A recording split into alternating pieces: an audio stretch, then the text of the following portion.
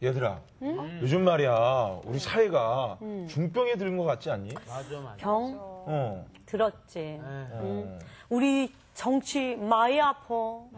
국민들 기대 무너졌지. 어려울 때 지금 제 역할 못 해주고 있지. 아우, 문제야, 지금. 근데 뭐 도대체 어디 하나 안 아픈 데가 있어야지. 교육 문제도 그렇지.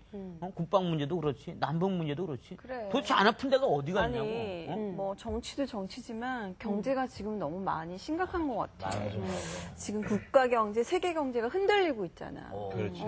그런데 거기다가 말이야, 사회의 마지막 보루라고 할 수 있는 언론, 방송, 그리고 우리 종교까지. 맞아. 이게 무너진다는 게 이게 큰일이야, 지금. 깜짝이야. 깜짝이야. 뭐야?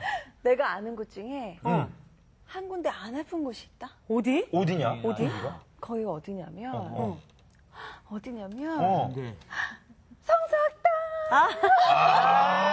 맞다. 그건 그래. 그래. 우리 선생님한테 우리 사회를 고칠 방법을 찾아보자. 그럴까?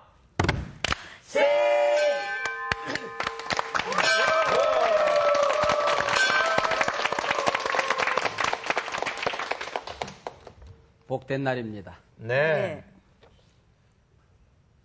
대통령 한 사람 바뀌었다고 세상이 뒤집혀지지 않을 것이다. 정권 바뀌었다고 세상이 하루아침에 선진복지국가로 가는 것은 아니다. 제가 성사학당을 통해서도 여러 번 얘기를 했는데 사람들의 기대가 너무 큰 것 같아요. 우리 한 사람 한 사람이 정말 변화되지 않고서 이 세상이 변화되는 법은 없습니다. 먼저 내가 바뀌어야 되거든요. 우리 민족 공동체의 가치관이 건강하게 바뀌어지지 않고서는 진정한 변화는 일어나지 않습니다. 오늘 우리 성사학당을 통해서 기도원 사사에 대해서 몇 시간 공부하게 될 것인데 사사기 저자가 진단하고 있는 사사시대의 이 사회적인 모든 분위기가 중병들었다 평가하고 있어요. 기도원 첫 번째 시간입니다. 이 시간에는 사사기 6장 1절에서 16절까지 말씀을 통해서 큰 용사여 그런 제목으로 공부를 해보도록 하겠습니다. 오늘의 말씀 사사기 7강 기드온 1편 큰 용사여 유영모 목사님 말씀 시작합니다. 어떤 분은 그런 얘기를 했어요. 오늘의 가치관이 주인 없는 백화점에 한 미치광이가 들어가서 정가 표시를 뒤죽박죽 만들어 놓은 것과 같다. 1억짜리 보석이나 골동품에 있는 정가 표시를 띄어다가 100만 원쯤 하는 양복에 갖다 붙여놓고 그걸 띄어다가 뭐 한 10만 원쯤 하는 넥타이다 갖다 붙여놓고 그걸 띄어다가 몇백 원 하는 학용품에 갖다 붙여놓고 또 그걸 띄어다가 몇 천만 원짜리 하는 상품에다 갖다 붙여놓고 되게 혼란이네요. 그래 혼란이죠. 그래서 어느 것이 귀하고 어느 것이 덜 귀한지 혼돈된 사회 속에 살아가고 있다. 그렇게 이야기를 했어요. 가나안에 들어갔던 이스라엘 백성들의 가장 큰 위기가 무엇이냐? 가치관의 혼동이라고 하는 것이죠. 출애굽을 하면서 광야를 여행하면서 가나안 땅에 들어오면서 하나님과 우리의 관계가 제대로 되어 있는가? 정말 우리는 하나님의 말씀 토라에 순종하는 백성인가? 하나님의 계획이 무엇인가? 하나님 나라 가치로 살아간다는 게 무엇인가? 이것이 그들의 가장 큰 관심이었는데 가나안 땅에 들어오면서 보니까 그들은 율법도 없어. 죄도 잘 지어. 근데 우리보다도 잘 먹고 잘 사는 거야. 좋은 옷을 입고 좋은 음식을 먹고 그리고 재미있게 사는 거야. 그래서 그들의 눈이 뒤집혀지게 된 것이죠. 그들의 눈이 뒤집혀졌다고 하는 얘기는 가치관이 뒤집혀지고 만 것이거든요. 그 유목민 생활이라는 게 뭐 그렇잖아요. 그냥 젖짜서 데워서 먹고 휘휘 저어서 뻗어 먹고 광야 생활이라는 게 만나만 먹고 살았잖아요. 그러니까 뭐 만나튀김, 만나볶음 아무리 먹어봤자 만나지. 뿐만 아니라 40년 동안 옷 한 벌을 입고 살았는데 헤어지지 않았어. 하나님이 함께 하심으로. 근데 가나안 땅에 들어와서 보니까 모든 것이 달라졌단 말이죠. 그래서 그들을 부러워하기 시작했어요. 그들처럼 살고 싶은 것입니다. 그런데 하나님은 그들을 물리치라고 하는 거예요. 그들을 다 부셔뜨리라는 것입니다. 쫓아내라는 것입니다. 왜냐하면은 그것은 악의 상징이기 때문에 그들은 다 창기, 무당, 사단의 문화 속에 그들이 오염되어 있었기 때문에 하나님의 백성들이 그 속에, 그 문화 속에, 그 가치 속에 오염되지 않게 위해서는 그것을 쫓아내라 말씀했어요. 그래서 그들과 함께 즐기고 배우는 사이에 온 나라가 중병들었어요. 그래서 이 위기를 극복하기 위해서 이번에 보낸 사사가 바로 기드온이라는 사사였죠. 네.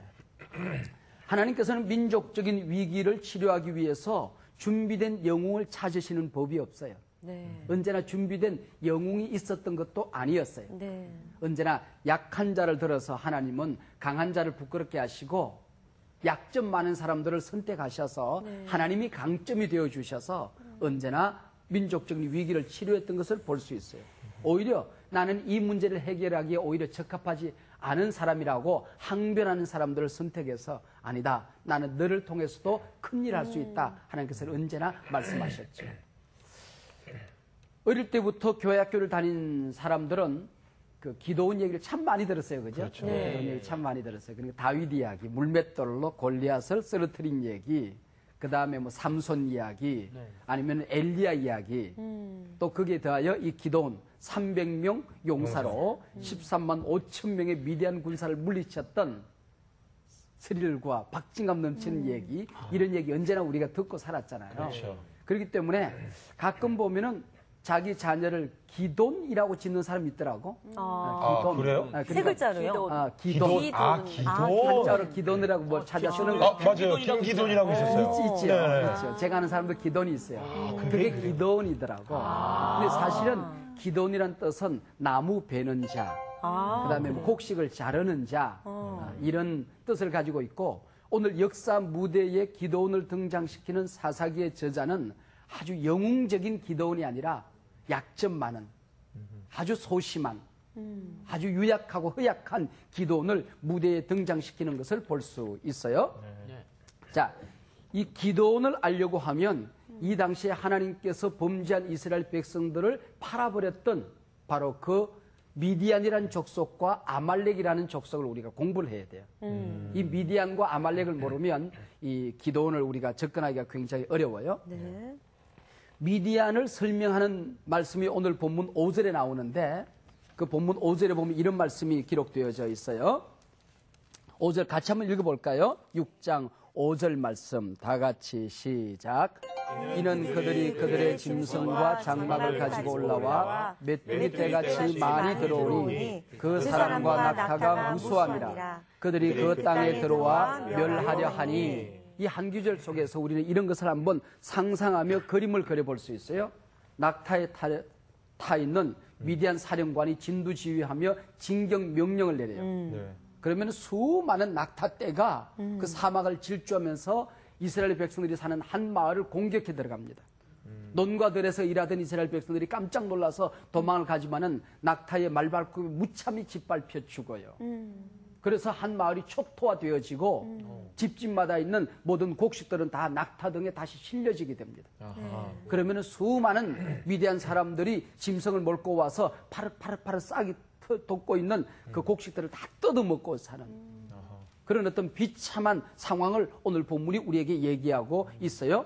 그러면은 미디안은 어떻게 생긴 족속인가? 미디안은 아브라함이 그 아내와 사라와 결혼해서 어렵사리 얻은 약속의 아들이 이삭이잖아요. 근데 사라가 어느 날 나이가 들어서 죽어요. 그다음에 후처를 얻는데 거두라라는 후처를 얻어요.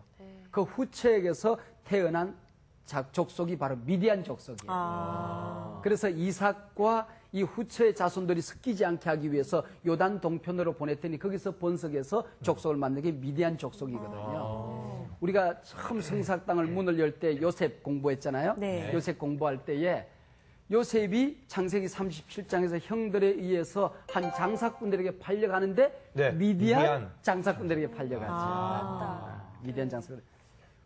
모세가 하나님의 그 뜻을 실천하기 위해서 주먹을 휘두르다가 살인자가 되어서 광야로 도망을 가요. 도망을 가는데 한 제사장 집에 들어가서 양을 치면서 그 집에서 하속을 하잖아요.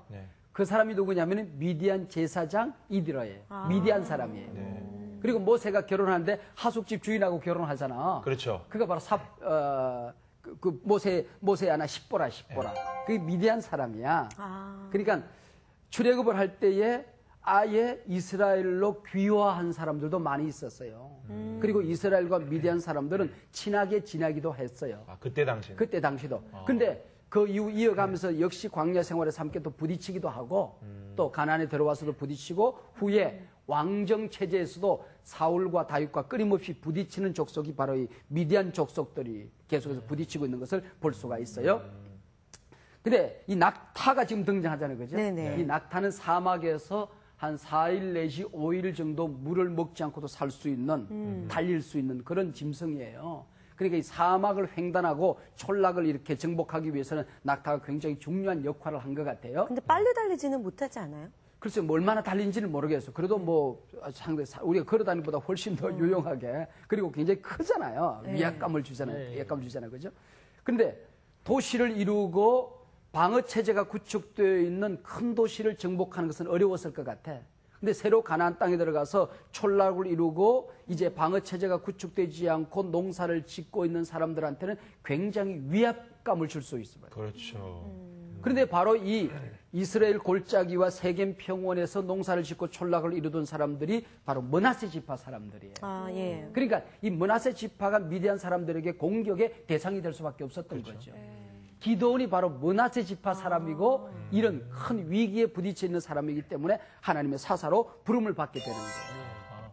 그런데 이 미디안하고 함께 한 통속이 되어서 이스라엘을 공격하는 족속이 아말렉이죠. 3절에 아말렉이라는 족속이 나오는데 이 아말렉은 또 누구냐면은 아브라함의 후처 거두라에서 태어난 족속들이 미디안인데 아브라함의 자녀 이삭이잖아요. 네.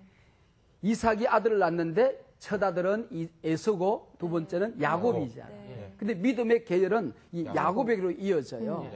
그래서 이삭이 뿔이 나가지고는 엄마가 뿔난 것에 에서가 뿔이 나가지고 집을 나가가지고는 이방 여인하고 결혼해서 자식을 낳아요. 엘리바스라는 자식을 낳아. 엘리바스가 결혼해서 본체에서 아기를 낳는 것이 아니라 또 처벌어서 아기를 낳는데 그 족속이 바로 아말렉이에요. 꼬였다, 꼬였어. 꼬였지. 꼬였어요. 그러니까 쉽게 이야기하면 가족적인 상처가 참 많잖아. 이런 상처 속에서 이런 족속들이 태어나게 된다는 겁니다. 이 미디아나는 말이 이제 베두인 그런 뜻이고 베두인 말하면 유랑인이거든요. 유랑인, 유목민, 유랑인, 베두인. 근데 아말렉 족속도 역시 유랑민족인 바로 베두인들이었어. 그래서 서로들 잘 통하게 되는 것이죠. 목사님, 야곱하고 예수는 원래 나중에 사이가 좋아지지 않나요? 그건 한번 화해하고 끝나죠. 끝이에요, 거기서? 네, 그 끝나고 나누어지죠. 족속 자체가 나누어지죠. 그게 지금 중동에 있는 여러 가지 문제를 낳게 되는 것이죠. 거기서부터. 지금까지도 그런 문제를 낳게 되는 므낫세 것이죠. 이거 지금 저기 기드온의 그 족속이 므낫세라고 했잖아요. 므낫세. 므낫세. 므낫세 어디서 많이 들었는데. 12지파 12지파 중에 하나잖아요. 12지파. 12지파 중에서 므낫세 지파에 속한 사람이 기드온이에요. 지금 막 다 짬뽕 됐어요. 짬뽕이 됐어요. 갑자기 막 얘가 나오고 얘가 나오고. 조건을 조금 이제 그리면 좋은데 시간상 그리지 못해서 그런데 이제 정리를 그렇게 하시면 좋겠고요. 자, 이제 6장의 문이 열려지면은 아주 상투적인 말씀이 나와요. 이스라엘이 하나님 앞에 또 범죄했다. 네. 근데 그까지는 상투적이 없는데 2절에 보면 지금까지는 나타나지 않던 단어 하나가 나와요. 이스라엘 백성들이 바로 이 미디안과 아말렉 족속들에게 사방에서 포위되고 쫓기가다 보니까 그들이 산으로 도망을 가요. 네. 그래서 오래전에 있었던 웅덩이라든지 아니면 굴이라든지 토굴이라든지 아니면 이렇게 바위를 쌓았던 산성이라든지 이런 곳에 숨어서 살았다 하는 얘기가 나와요. 네. 고양이 보고 겁에 질린 생쥐 새끼가 계속해서 몰려가서 모퉁이에 숨어서 웅크리고 있는 모습. 이게 이스라엘 백성들의 모습이야. 성경에 나타나는 하나님의 백성 선민들의 모습 가운데 가장 초라한 모습을 하고 있는 것이 오늘 본문의 내용입니다. 가장 보잘것없는 부끄러운 모습을 하고 있는 것이 이 본문의 모습이에요. 근데 처음에는 곡식을 빼앗아 가더니 처음에는 그다음 두 번째는 파종을 하는데 파종하고 난 다음에 싹을 뜯어먹더니 오늘 본문에 와서 3절에 보면 아예 파종할 때에 들어와서 파종도 못하게 만드는 거야.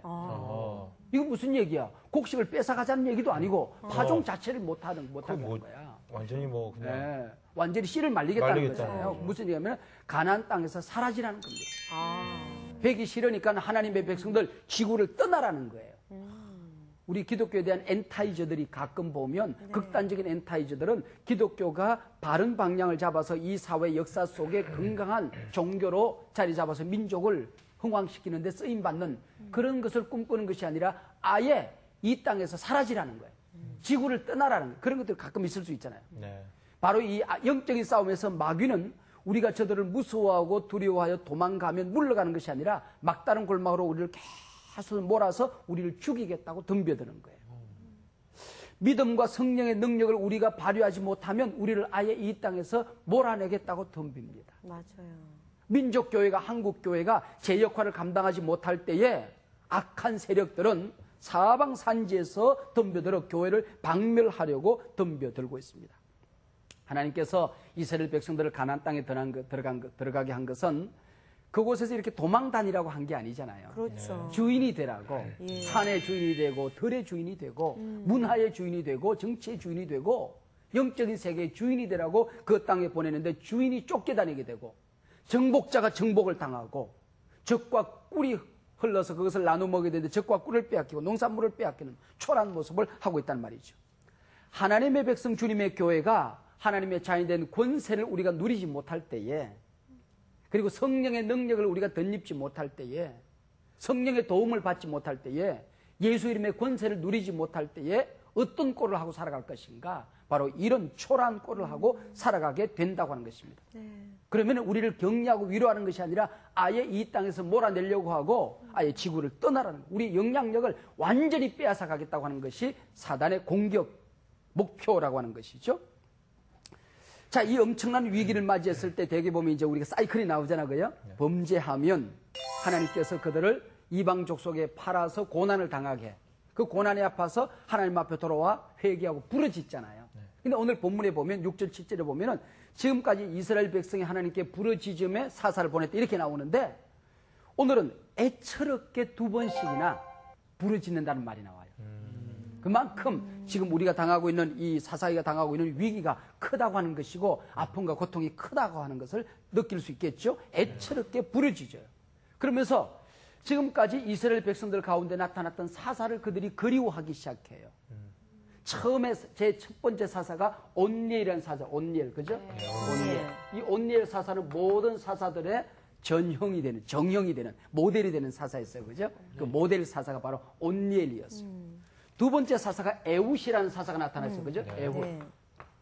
왼손잡이 사사, 왼손잡이 사사, 오른손 장애를 가졌던 에글론을 독대를 해서 오른손 그 허벅자리에서 칼을 뽑아서 그를 찔러 죽이는 아주 스릴 넘치는 얘기가 나오죠. 네, 왼손잡이 사사 에훗을 그들이 그리웠어요. 하나님, 온니엘 같은 사사를 우리에게 보내주세요.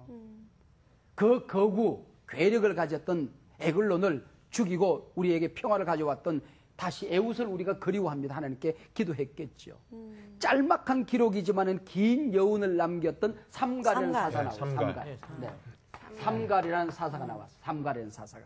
그래서 하나님 아버지, 소모는 막대기 하나라도 철기군 600명을 때려 죽이고 이민족 가운데 평화를 가져왔던 그런 젊은 사사 삼갈 같은 사람을 우리에게 보내주십시오. 라고 기도하고 있었겠죠.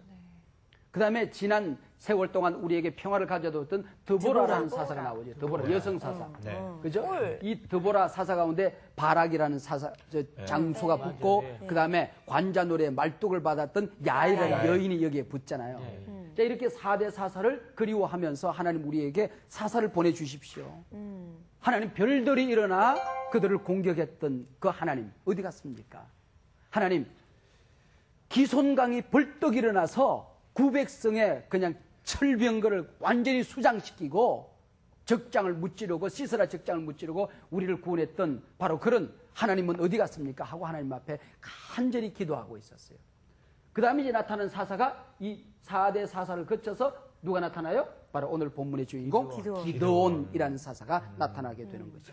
그런데 바로 기드온을 보내주는 것이 아니라 지금 이스라엘 백성들은 한 대박 쌀이 그립고 한 자루 칼이 그립고 누가 군사들을 모아줄 리더십이 그리고 전략에 넘치는 장수를 그들이 기다리고 있었는데 이름 모를 설교자 한 사람을 보내는 거예요. 선지자 한 사람을 보내요. 그러니까 이름도 나타나지 않아.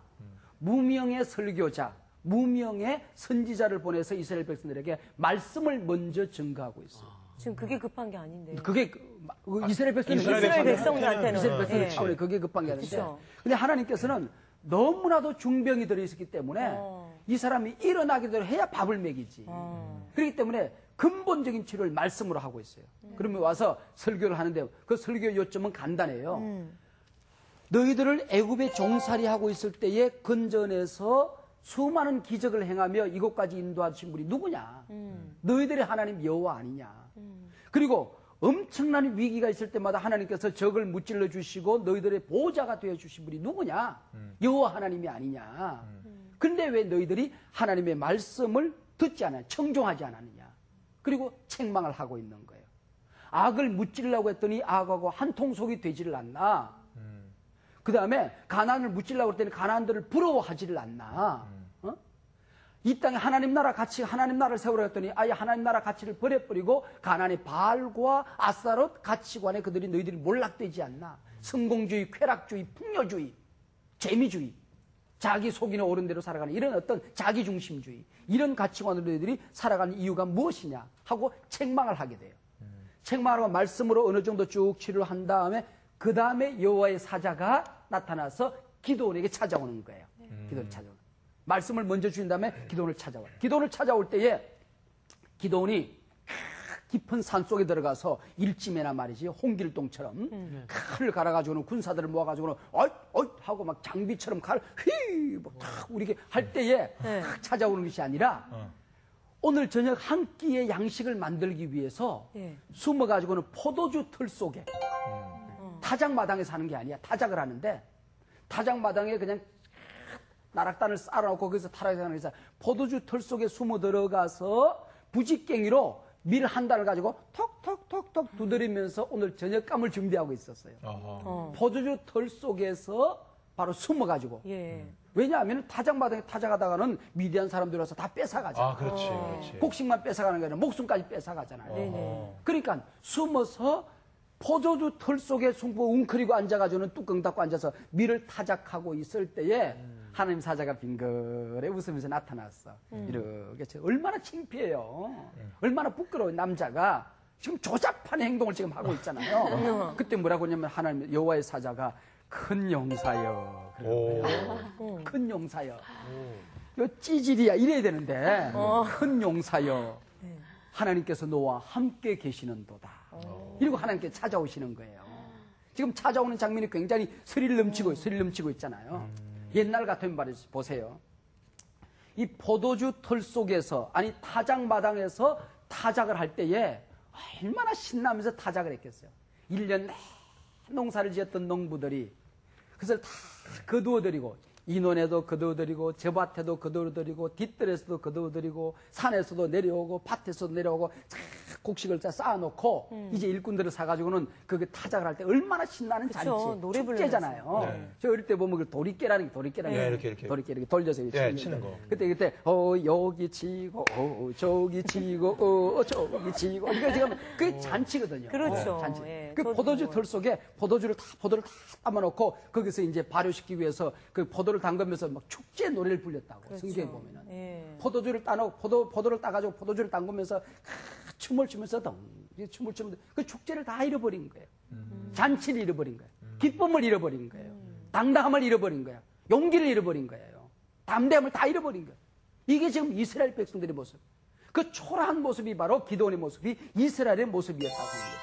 그런데 하나님께서 뭐라고 그래요? 큰 용사여. 이거 논리라고 하는 얘기는 아니잖아요. 그렇죠.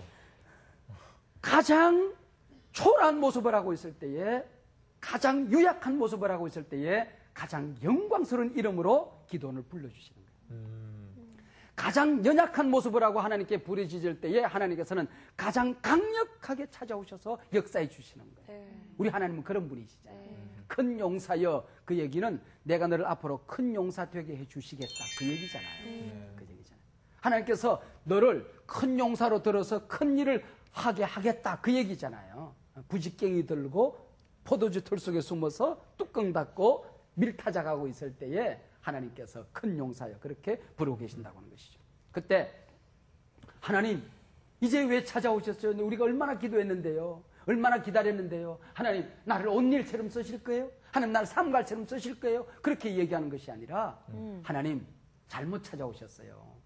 번지수가 틀렸어요. 네. 번지수가 틀렸어요. 내가 의지가나면 이러고 있겠습니까? 우리 상황을 몰라서 그렇습니까? 우리 민족이 당하는 위기를, 이 시국을, 사회적인 상황을 몰라서 지금 그 일을 하십니까? 누가 큰 용사라고 하십니까? 아니 12지파 가운데서도 우리 므낫세 지파는 가장 작은 지파입니다. 므낫세 지파 가운데서도 우리 가문은 가장 초라한 가문입니다. 우리 아버지의 자식들 가운데도 나는 가장 작은 자니이다 그렇게 얘기해요. 가장 작은 자니이다 그렇게 해요. 근데 지금 현재 기도원의 모습, 포도주 틀 속에서 나락단 두드리고 있는 이 모습은 큰 용사라고 할 수가 없죠. 네.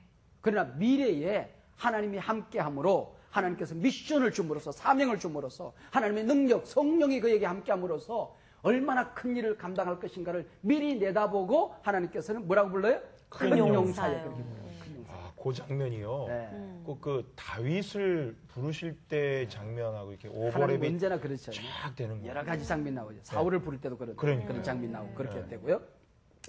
미켈란젤로가 친구와 함께 길을 걷다가 보니까 큰 바위가 산 밑에 덩그러니 던져져 있었어요. 그 앞에서 춤을 덩실덩실 추는 거예요. 아니 자네 지금 뭐하고 있나? 이 바위가 보이지 않나? 이 바위 속에 아름다운 작품이 보이지? 그냥 버려진 바위인데 뭐. 아닐세. 나는 여기서 춤추고 있는 복괴가 나타났을 때에 너무 기뻐서 덩실덩실 춤을 추다가 바지가랭이가 내려와도 모르고 춤을 추었던 춤추는 다윗을 나는 이 속에서 보고 있다네. 아니 바위 속에서 무슨 춤추는 다윗을 본다고? 이미 미켈란젤로는 그 바위 속에서 바위를 뜯어내고 걷어내고 작품을 만들었을 때에 너무 기뻐서 춤추는 다윗의 형상을 이미 보고 춤을 추고 있었던 것이죠. 큰 용사라는 게 그런 얘기지. 그런 얘기지. 예수님께서 베드로를 찾아오실 때에 이 사람의 이름은 시몬이에요. 갈대예요. 그 사람이 지금 모습은 글피다면 넘어지고 변덕도 부리고 성격이 너무 급해요. 오늘 막 다 죽이겠다고 그러다가 내일 도망가고 그냥 시몬이 그냥 갈대야. 근데 하나님께서는 끝까지 그를 베드로, 게바, 반석이라고 바위덩어리라고 불러주시잖아요.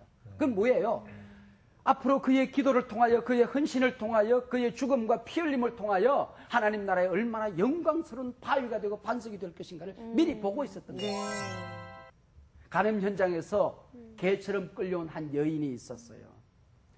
현장에서 잡혀있기 때문에 문 남성들이 돌을 들고 주님 이럴 때는 돌로 치라고 말씀했습니다. 어떡할까요? 라고 했을 때에 그들을 주님께서 멋있게 그 남정네들을 다 물리치잖아요.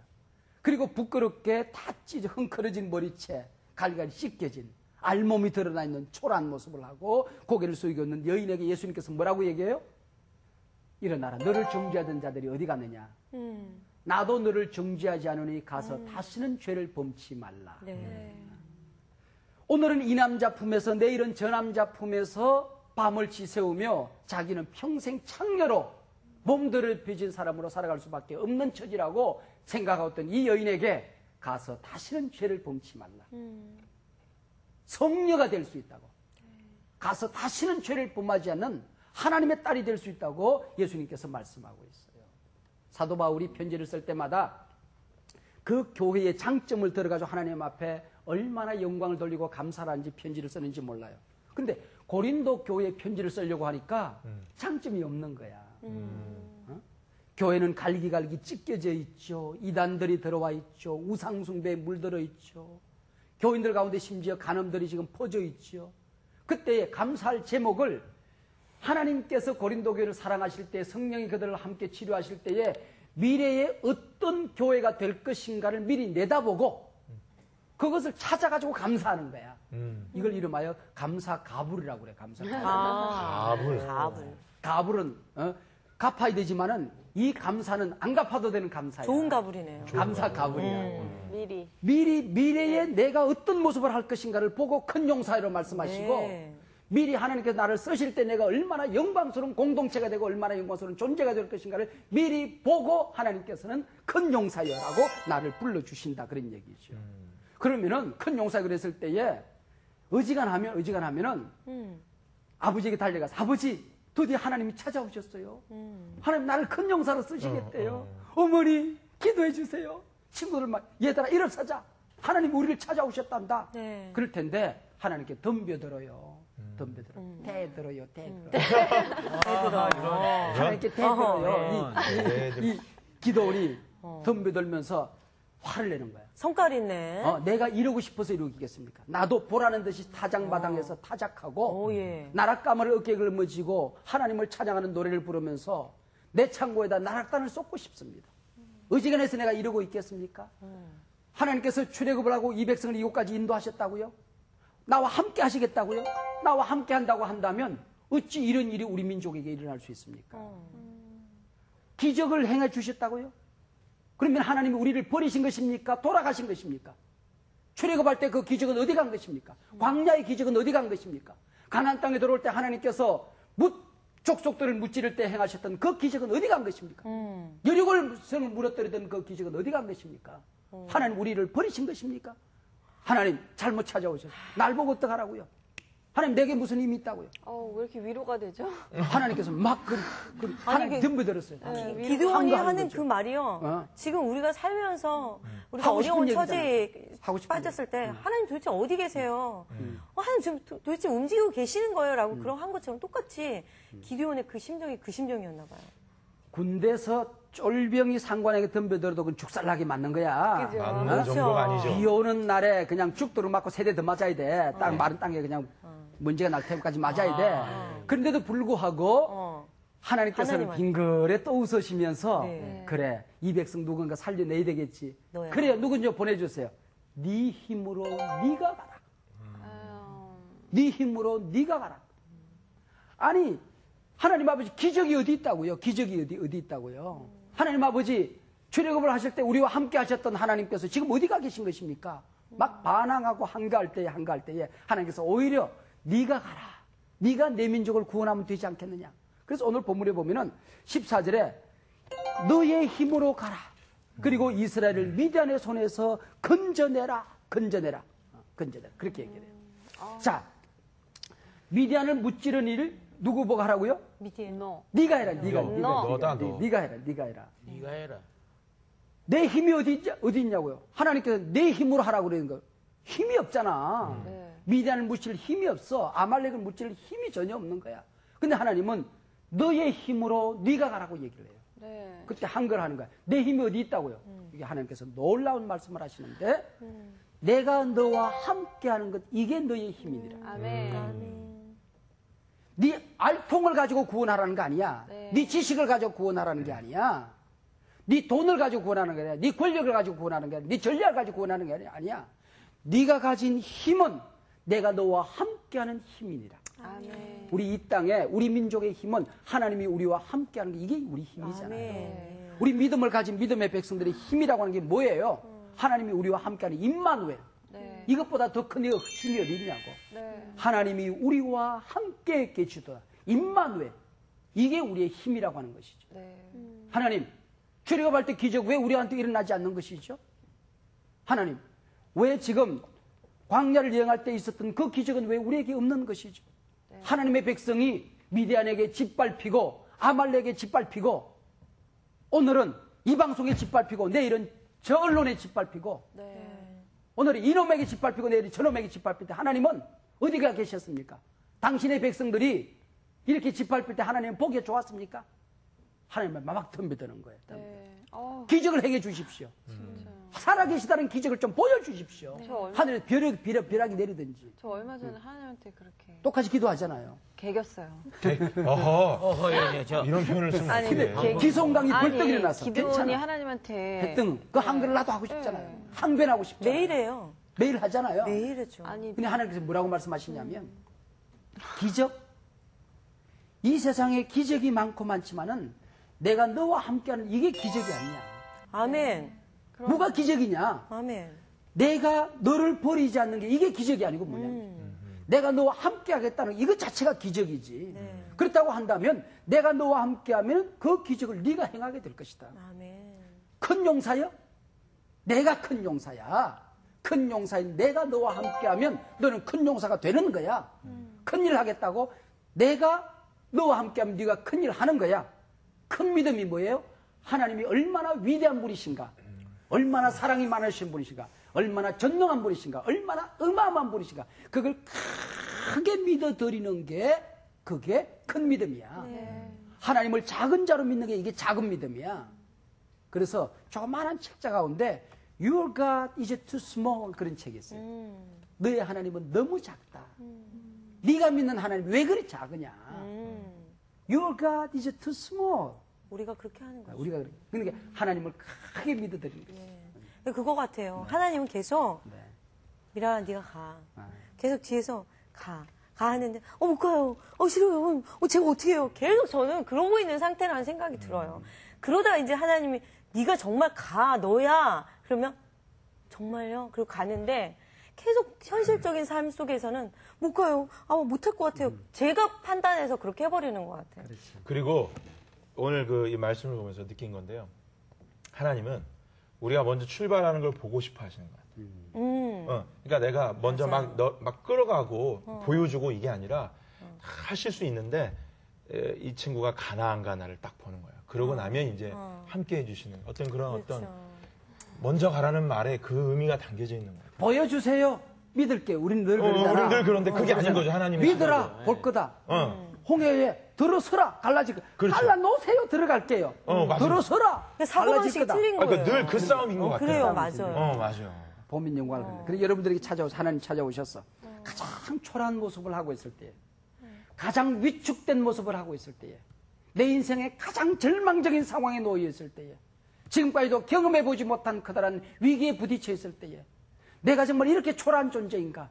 다른 사람들이 나를 초라하다고 말하기 전에 내가 나를 볼 때 초라해서 견딜 수가 없을 때에 내 가슴을 쥐어뜯고 싶을 때에 하나님 찾아오셔서 여러분에게 큰 용사여 내가 너와 함께하고 있다 라고 얘기했다고 한다면 어떤 모습으로 여러분들이 큰 용사가 되기를 하나님은 기대하고 그렇게 말씀하셨을까? 저는 제가 봤을 때 정말 기도의 용사 정말 자나깨나 정말 항상 기도로서 생활하라는 그 기도의 용사가 되라고 그러시는 것 같아요. 기도가 부족해요. 기도가 기도. 근데 정말 기도해야 될 때예요. 기도해야 될 때. 나라와 민족을 위해서 기도해야 될 때이고 한국 교회를 위해서 우리 그리스도인들이 창자가 끊어지는 고통으로 기도했던 믿음의 선지들처럼 그 원숭이가 새끼를 잃어버리고 창자가 끊어질 만큼 부러지며 양정을 달려왔던 그 애간장이 녹았던 그런 기도들, 창자가 끊어지는 고통의 기도, 그것이 우리 한국교회를 위한 기도가 오늘 한국교회에서 살아나야 되고 나 자신이 달라지지 않고서는 정말 이 세상에 바알과 아스타로시 내 피 속에 내 뼈 속에 우리 가정 안에 내 자녀들 가운데 학교에 책 속에 그냥 언제든지 근데 매스메디아 안에 그냥 우글우글 지금 그리고 있잖아요. 그런데 이것을 하나님께서 물리쳐 달라고 이것을 거역하고 세상이 주는 모든 가치들을 거역하고 하나님 나라 가치에 헌신할 수 있도록 해달라고 정말 우리가 기도의 큰 용사가 되라 하시는 것 같아요. 또 어떤 저는 진짜 너무나 기도원이 너무 힘이 되는 게 제가 얼마 전에 진짜 그랬었거든요. 너무 힘이 들어서 정말 나 이 정도면 믿음 생활 너무 잘하고 있는 거지. 난 너무 행복하고 난 너무 감사해 이러다가 주변에서 너무나 힘든 상황들이 계속 제 어깨를 너무 무겁게 하니까 어느 순간 제가 진짜 이렇게 쓰러지게 되는 거예요. 하나님 나 너무 힘들어요.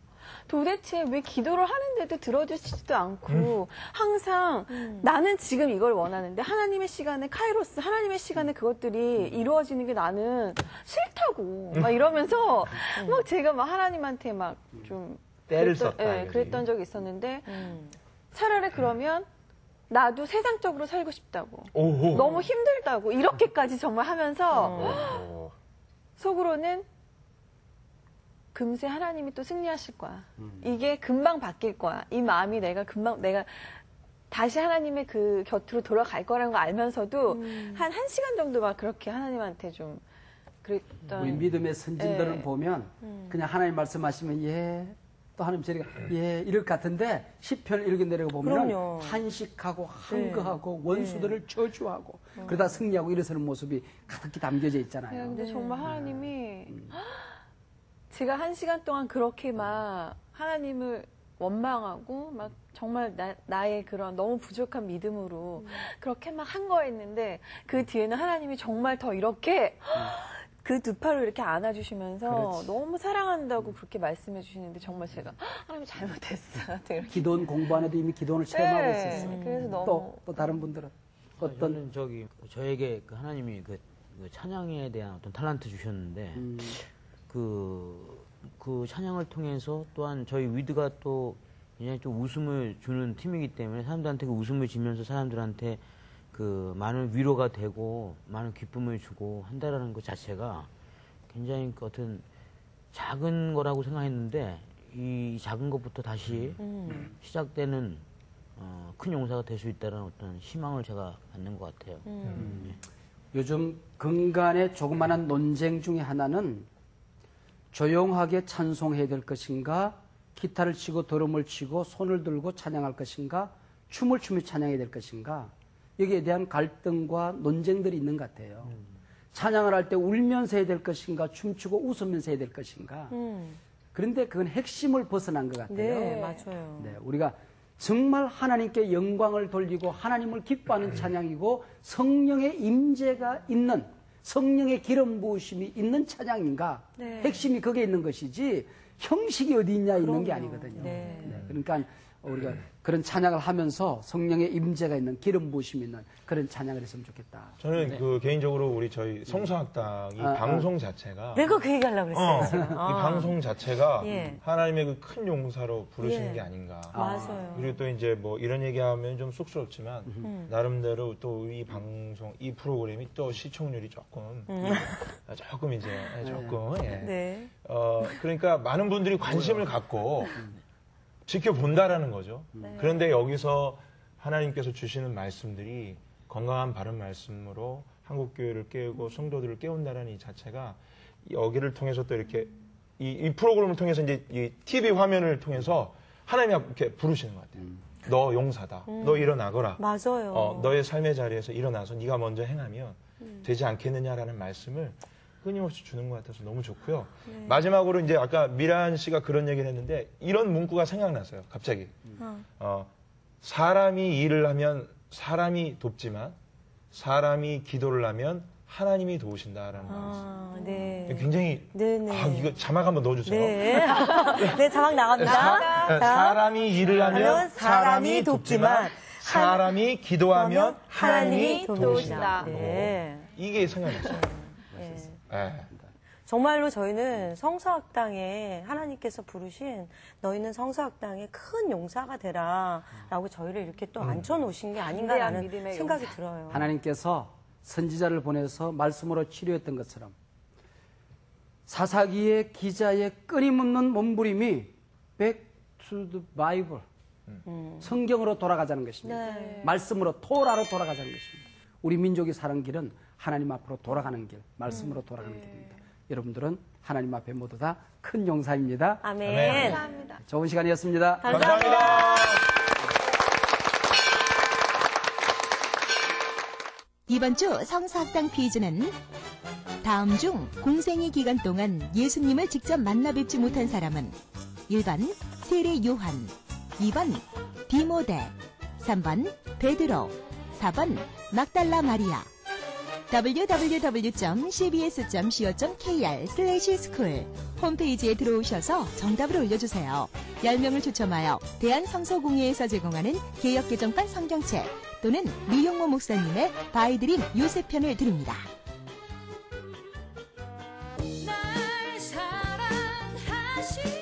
저는 제사 안에서 저 혼자 아니야 나는 너무 작아 내가 할 수 있겠어 난 못할 거야 이렇게 마음을 닫아버리는 것 같아요.